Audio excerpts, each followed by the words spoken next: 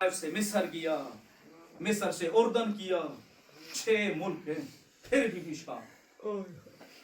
علی کی بیٹی کو کوئی ایک دکھ ہے، ایک دکھ ہے کوئی اس بی بی کو، جس کو آپ دیکھیے نا حضرت بی بی شہر بانو 18 سال بعد ان کا بھائی محمود، وہ جب جہاں پہ قبر ہے نا جناب شہر بانو علیہ السلام کی پہاڑی پہ، جب وہاں پہ پہنچی اور اپنا بھائی 18 سال بعد جب سامنے آیا نا تو اس نے اپنی بہن کو پہچان لیا، یہ میری بہن ہے۔ 18 سال بعد پہچان لیا میری بہن ہے۔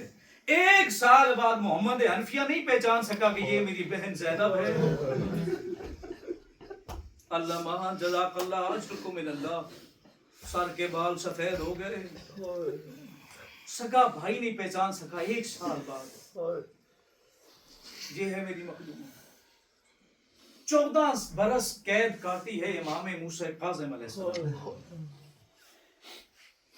مختلف وقتوں میں ایک ہی تسلسل کے ساتھ نہیں، لیکن ایک جو داروغہ تھا نا زندان کا داروغہ، اس نے بہت زیادہ وقت امام موسیٰ کاظم کے ساتھ گزارا۔ امام کی نگرانی پہ وہ دربان زندان تھا۔ ایک دفعہ وہ امام موسیٰ کاظم علیہ السلام سے کہا کہ اے موسیٰ کاظم، 14 برس ہو گئے آپ کو قید میں، اتنی تکلیف دے قید کہ سر سیدھا کرتے ہیں تو میخیں سر پہ لگتی ہیں، دائیں ہوتے ہیں تو میخیں پسلیوں میں چپتی ہیں، نہ صحیح بیٹھ سکتے ہیں نہ صحیح کھڑے ہو سکتے ہیں، رکوع کی حالت میں گزار دی قید۔ کبھی آپ کو اپنی مصیبت پہ روتا ہوا نہیں دیکھا۔ وہ دربان پوچھ رہے امام موسیٰ کاظم علیہ السلام سے، کبھی آپ کو اس زندان کی قید سے الجھتا ہوا نہیں دیکھا، کبھی آپ کو اپنی مصیبت پہ روتا ہوا نہیں دیکھا۔ جب بھی روتا ہوا دیکھا تو ایک ہی جملہ آپ کی زبان سے سنا، ہائے میری دادی زینب۔ اتنی مشکل قید میں دادی زینب کو کیوں یاد کی؟ کبھی اپنی مصیبت نہیں یاد آئی؟ دھاڑے مار کے روئے تیرے اور میرے ساتھ میں امام، فرمایا داروغہ زندان تو نے انصاف نہیں کیا، میں مرد ہوں وہ عورت تھی، میرے سر پہ چادر نہیں وہ چادر کی پابند تھی، وہ بطول زادی تھی۔ کہا میرے ساتھ میری بہنیں نہیں ہیں، اس کے ساتھ اس کی بہنیں ایک رسی میں پابند تھی، بھتیجیاں ساتھ تھی۔ امام نے رو کے جملہ کہا میں کیسے بھول جاؤں اس مغرب کے وقت کو کہ جب میری دادی زینب شام کے باہر آگے کھڑی ہو گئی۔ کہا تجھے نہیں پتا کیسے استقبال ہوا میری دادی کا؟ سامنے پھول لے کے نہیں کھڑے تھے شام والے، عورتوں کو گھروں کے چھتوں پہ چڑھا دیا، کسی کے ہاتھ میں پتھر ہے، کسی کے ہاتھ میں کھولتا ہوا پانی ہے، کسی کے ہاتھ میں آگ کے انگارے ہیں۔ کہا تجھے نہیں پتا جب میں سر سیدھا کرتا ہوں نا، جب میرے سر پہ چبھتی ہے نا، مجھے اپنی تکلیف نہیں ہوتی، اس وقت میں یاد کرتا ہوں اپنی دادی زینب کو جب پتھر لگا ہوگا۔ اللہ مان جزاک اللہ اجرکم من اللہ اجرکم من السیدہ۔ میں کوشش کر رہا ہوں بڑے کنارے سے گزرنے کی، لیکن کیا کروں، یہ مصائب ایسا ہے۔ بی بی شام جب پہنچی، بس اسی روایت پہ ختم کروں گا، بی بی شام پہنچی، دربار یزید قریب آیا تو ایک مرتبہ جناب عالیہ علیہ السلام دربار کے دروازے میں کھڑی ہو گئی، کھڑی ہو گئی بی بی، ایک قدم آگے نہیں اٹھا رہی۔ چوتھے امام کا فرمان ہے کہ جتنے بھی دشمنان آل محمد ہیں ان پہ لعنت کرنا بہت بڑا ثواب ہے، لیکن 2 لعینوں کا نام امام نے خود لیا، کہا کہ رات کو سونے سے پہلے ان دونوں کے نام لے کے لعنت کیا کرو، کنفس اور حارث بن نوفل۔ اللہ تم لعنت کر کے سو جاؤ گے، اللہ تمہارے نامہ اعمال میں شب قدر کا ثواب لکھے گا۔ یہ دو کون تھے کمینے جن کا نام لے کے امام کو واضح کرنا پڑا؟ کنفذ وہ ملعون تھا جس نے مدینے میں محمد کی بیٹی پہ ہاتھ اٹھایا،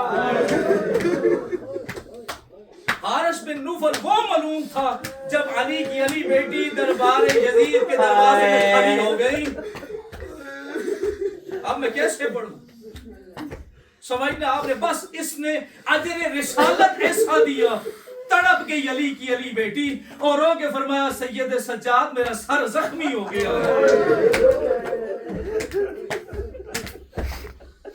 اللہ جزاک اللہ اجرکم من اللہ۔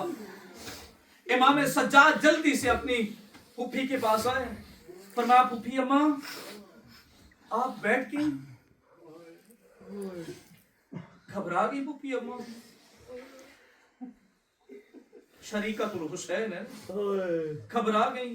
سجاد گھبرا ہی نہیں ہوں، پھوپھی اماں پریشان ہے؟ نہیں سجاد پریشان بھی نہیں ہوں۔ پھوپھی اماں کو وقت یاد آ گیا ہے؟ کہا نہیں سجاد۔ کہا پھر بیٹھ کیوں گئی ہے؟ شرابیوں کا ماحول ہے، مجمع عام ہے، پھوپھی اماں آپ بیٹھ کیوں گئی ہیں؟ جانتے ہیں جناب عالیہ نے کیا جواب دیا؟ یہ پہ ختم کروں۔ بی بی رو کے فرماتی ہے سجاد بیٹا تجھے یاد ہوگا جب شب شہادت تھی نا میرے بابا علی کی، آدھی رات کو بابا نے سارے بہن بھائیوں کو ہم کو بلایا اپنے پاس اور سب کو وصیتیں کر کے باہر نکال دیا اور مجھے اپنے پاس اکیلے بٹھائے رکھا، اور پھر سب کے سامنے علی ابن ابی طالب نے میرے بابا نے چیخے مار مار کے میرا بابا رویا، اور پھر اسی رونے میں بابا نے ہمیں الوداع کیا اور بابا کا سایہ ہمارے سروں سے اٹھ گیا۔ فرمایا اس وقت میرے بابا نے مجھے ایک وصیت کی تھی، بنی ہاشم کی تمام عورتیں مجھ سے پوچھتی تھی زینب کبریٰ بتاؤ نا وہ کون سی وصیت تھی جو وصیت کرنے کے بعد علی جیسا بہادر امام روتا ہوا دنیا سے گیا ہے؟ کہا سجاد آج تک میں نے کسی کو وہ وصیت بتائی نہیں ہے، آج میں تجھے بتاتی ہوں۔ سجاد وہ وصیت یہ تھی، میرے بابا نے مجھے اس منظر سے آگاہ کیا تھا بیٹی ایک وقت ایسا آئے گا تیرے سر پہ چادر نہیں ہوگی، یزید کا دربار ہوگا، شام کا شہر ہوگا، میری بیٹی وہاں شرابیوں کا مجمع ہوگا، وہاں پہ غیر مسلموں کو رقص ہوگا، اے میری زینب بیٹی وہاں تجھے گزرنا پڑے گا، وہاں پہ تم گھبرانا نہیں، میری بیٹی وہاں پہ پریشان نہ ہونا۔ اس وقت میں نے سجاد کہا تھا بابا میں تیری پردہ دار بیٹی، دربار کا ماحول، شرابیوں کا مجمع، تماشائیوں کا شور، بابا میں گھبراؤں نہیں تو اور کیا کروں گی، مجھے تو چلنا نہیں آتا۔ سجاد میرے بابا نے کہا تھا گھبرانا نہیں، اس وقت نجف چھوڑ کے علی تجھے سہارا دے کر نہ اس دربار سے گزارے گا۔ کہا میں بیٹھی اس لیے ہوں، دیکھ رہی ہوں میرا بابا کب آئے گا، بس ابھی الفاظ پورے نہیں ہوئے تھے یا زینب کبریٰ اپنی جگہ سے اٹھی۔ سید سجاد نے کہا پھوپھی اماں کیوں اٹھی؟ کہا السلام علیکہ یا امیر المومنین، سکتا بلا صلاة القریدہ نکل بلا سید کلوری نکلا بلا صل بلا کا یکا تلبایا یاللہم صلی اللہ البریہ کلابا اللہ